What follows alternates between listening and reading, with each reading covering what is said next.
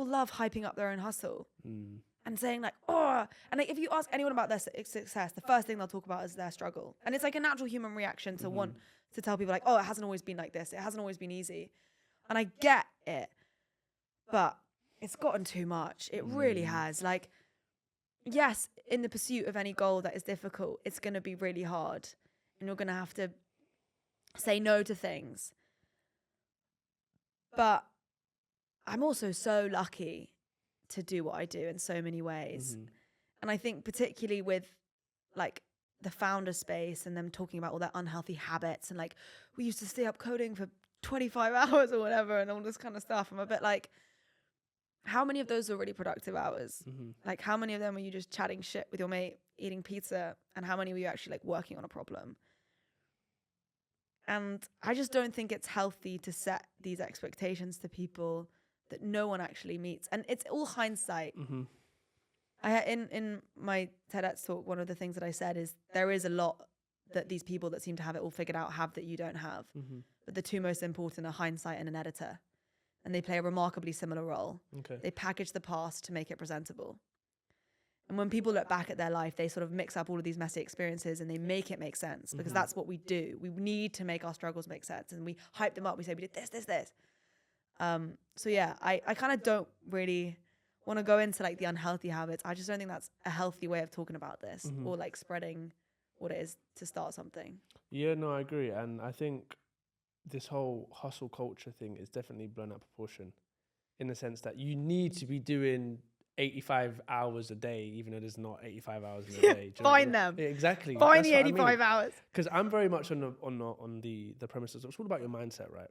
If you can attract the things that you want, you don't have to work as hard. I'm genuinely a believer of that. I understand you need to put the work in. Like manifestation kind of work. Manifestation kind of stuff, right? Like if you can tell yourself that you're going to own this business, for example, or let's just say lose weight. If you accept the fact that you're going to be able to get to this weight, ultimately the universe will attract that stuff to you. You'll start going to the gym. Because a lot of people look at their results and that is an effect of a cause of your thoughts. And you can't change an effect without changing the cause.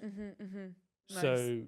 Yeah, you need to create the mindset for yourself before you get there almost. Exactly, right? People look at the bank account and say, oh shit, I've got no money in my account, I can't do the business. And that's when the thoughts come in and it's just the end of the cycle. Whereas if you tell yourself, I have the money, you believe, you feel all of this great emotional stuff, evidently that will change the way you feel, which will change your actions, which will change your results. That's how I see it. But a lot of people look at it from a result standpoint. And this is where this hustle culture for me is like, there's an element to it that makes sense. You got to work hard to play hard, but also it's a mindset. I mean, exactly. And I think a lot of what these people are doing are telling other people how to live their life with words that they actually need to tell themselves. But it's way easier to make yourself do something if you tell someone else to do it and then you internalize it. It's like the classic thing of to really test whether you know something, you should teach someone. And I think that in order to keep themselves accountable, they're kind of like publishing their routine. It's a great tactic and I respect it and like do what you need to do, to be honest. But I agree. I think perspective is a real privilege in itself. And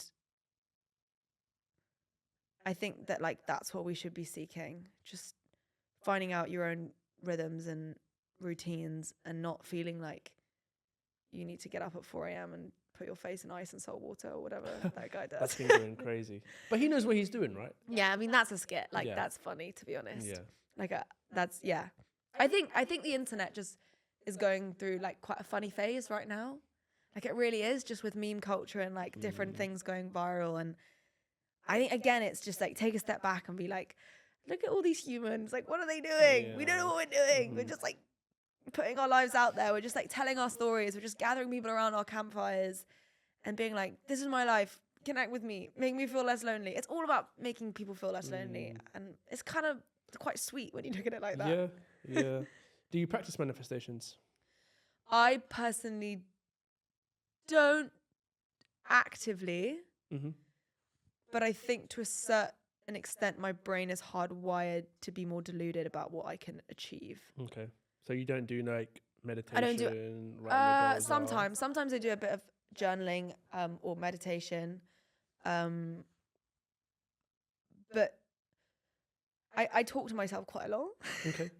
Like I just give myself hype talks. I'll be like, George, like you can do this. Yeah. So I, in a way, I guess that's kind of a form of meditation or manifestation. Mm-hmm. Like I have a very creative imagination, and I'll imagine my life. I'll write it out. I'll do stuff like that. I've never really thought of it like a practice. Mm-hmm. I guess that is kind of what it is. But I'm more just like in my head, like, George, you fucking got this. Yeah. And what's happening there is you're accepting that thought. So evidently, there's a law that is the law of perpetual transmutation. I'm into all of this stuff, by the way. No, I'm so excited to learn about it. It sounds. So once you have you have a conscious and a subconscious mind. Yeah. Conscious mind is where all the reasoning happens. So that's when Yes. you can accept or reject a thought.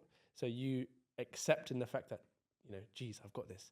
That will then evidently get impressed into your subconscious mind. And we live 95% of our life through the subconscious mind. 95?